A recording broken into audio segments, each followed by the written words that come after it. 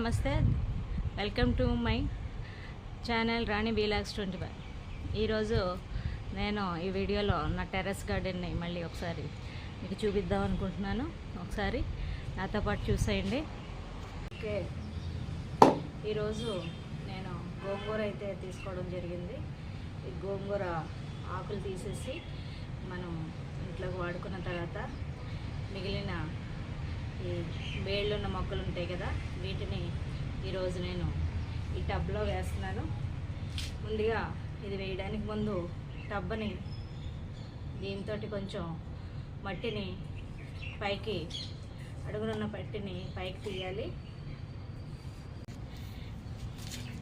ఈ ఎండలకి మట్టి అంతా కూడా బాగా ఎండిపోవడం వల్ల రాత్రి వర్షంతో కొంచెం మట్టి మెత్తబడడం జరిగింది. సో దానివల్ల నేను ఈ గోంగూర మొక్కలు ఫస్ట్ వేద్దాం అనుకుంటున్నాను. ఈ సంవత్సరం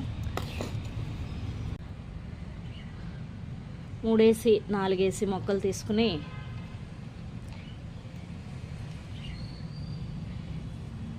ఇలాగా 3-4 మొక్కలు తీసుకుని ఈ మట్టిలో గుచ్చాలి.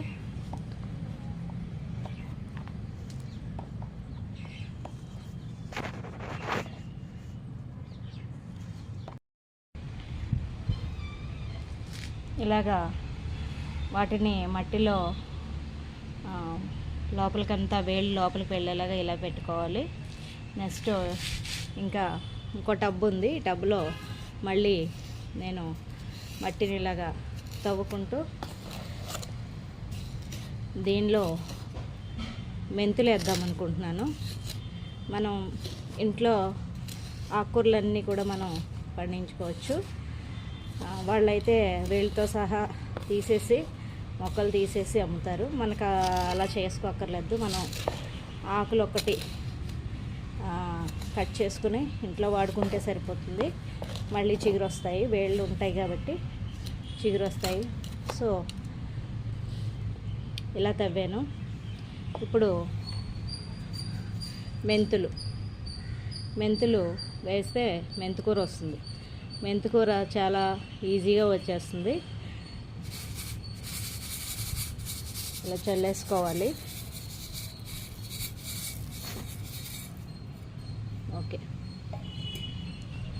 ఇలా చల్లుకుని కొంచెం మట్టి ఈ మెంతులు కప్పుకునే విధంగా మట్టి పైన వేసుకోవాలి. ఇలాగా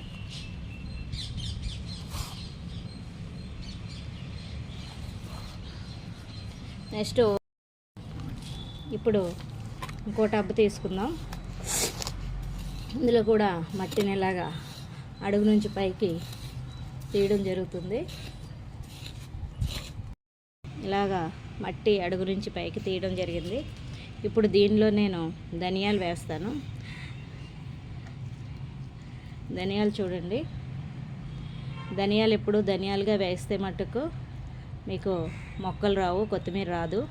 సో ధనియాలు మనం 2 బద్దలు అయ్యేలాగా దాన్ని ఏ రాయితోన్నా తీసుకుని అప్పుడు కాసేపు నానబెట్టి ఒక 1/2 అవర్ నానబెట్టి అప్పుడు మట్టిలో జల్లాలి.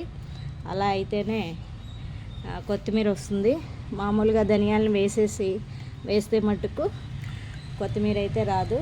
అన్ని ఆకుకూరలు రావడం చాలా ఈజీగా వస్తాయి, కానీ కొత్తిమీర మట్టుకు అలా రాదు. చాలా ఎన్నిసార్లు వేసినా సరే కొత్తిమీర రావడం చాలా కష్టం అవుతుంది. ఇలాగా ధనియాలు బద్దలు ఇలా జల్లుకున్న తర్వాత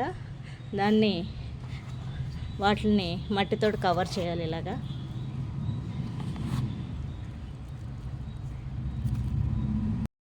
ఇలా మట్టితోటి కవర్ చేయాలి.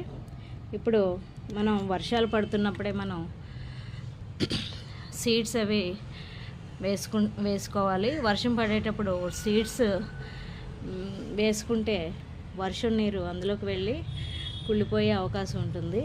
సో అలా జరగకుండా సీడ్స్ వేసిన తర్వాత మనం ఇలాగా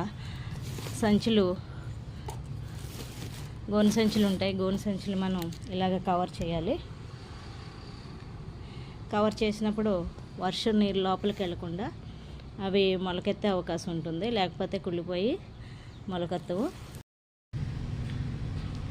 ఓకే ఫ్రెండ్స్, నా వీడియో నచ్చితే లైక్ చేయండి, సబ్స్క్రైబ్ చేయండి, మీ ఫ్రెండ్స్కి షేర్ చేయండి. మరిన్ని వీడియోలతో మీ ముందుకు వస్తాను.